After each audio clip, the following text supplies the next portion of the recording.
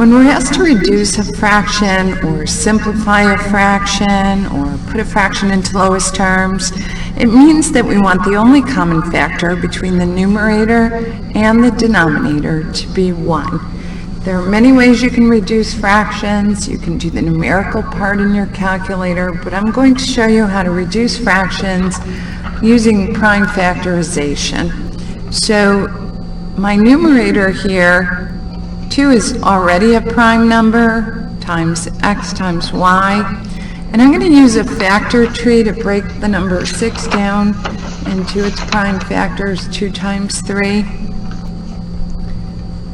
times x. Now any number divided by itself is 1, 2 divided by 2 is 1, x divided by x is 1. So we can cancel those out, and we're left with y in the numerator, 3 in the denominator. So my simplified fraction is y over 3. If for some reason you want to make it 1y over 3, that's fine. For number 10, I'm going to start by writing the prime factorizations of 20 and of 15. So 20 is 4 times 5, 4 is 2 times 2. We have 2 times 2 times 5, and 15 is 3 times 5. So I'm going to write my numerator. I'm going to write my numerator 20y squared as 2 times 2 times 5 times y.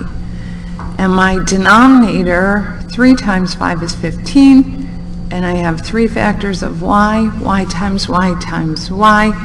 I'm going to divide out common prime factors. 5 divided by 5 is 1, y divided by y divided by y, and I'm left with 4 in the numerator over 3y in the denominator. So that's my reduced fraction, 4 over 3y.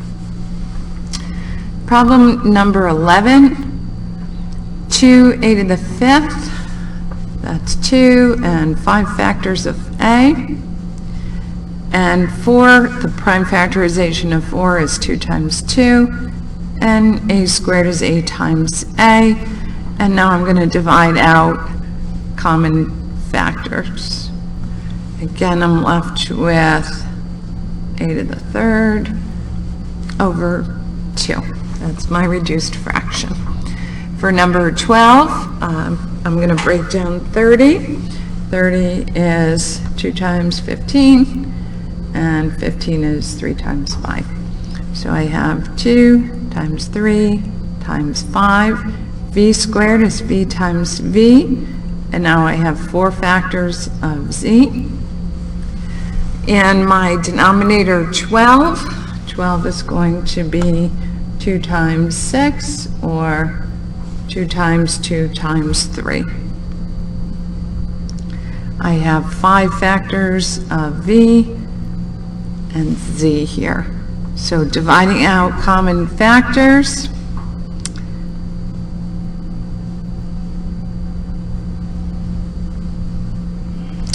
leaves me with 5z to the 3rd power over 2 b to the 3rd power.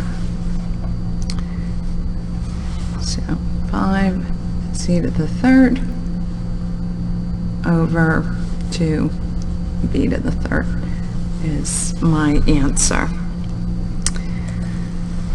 Next, in activity 10D, we see a squared b squared over a squared b squared c. Now we can write this all out, a, b, b, in the denominator a, b, b, c, and when we divide out common factors, we see there's nothing left on top, but remember any number divided by itself is 1. So I need the 1 there to hold the place in the numerator, so I realize that c is in the denominator. You might also recognize a squared divided by itself is 1, b squared divided by itself is 1, and we're left with 1 over c. If you look at problem number 2, you see the x's cancels, the y's cancel, and just be careful that you put a 1 in the numerator so that we're aware that the z goes in the denominator.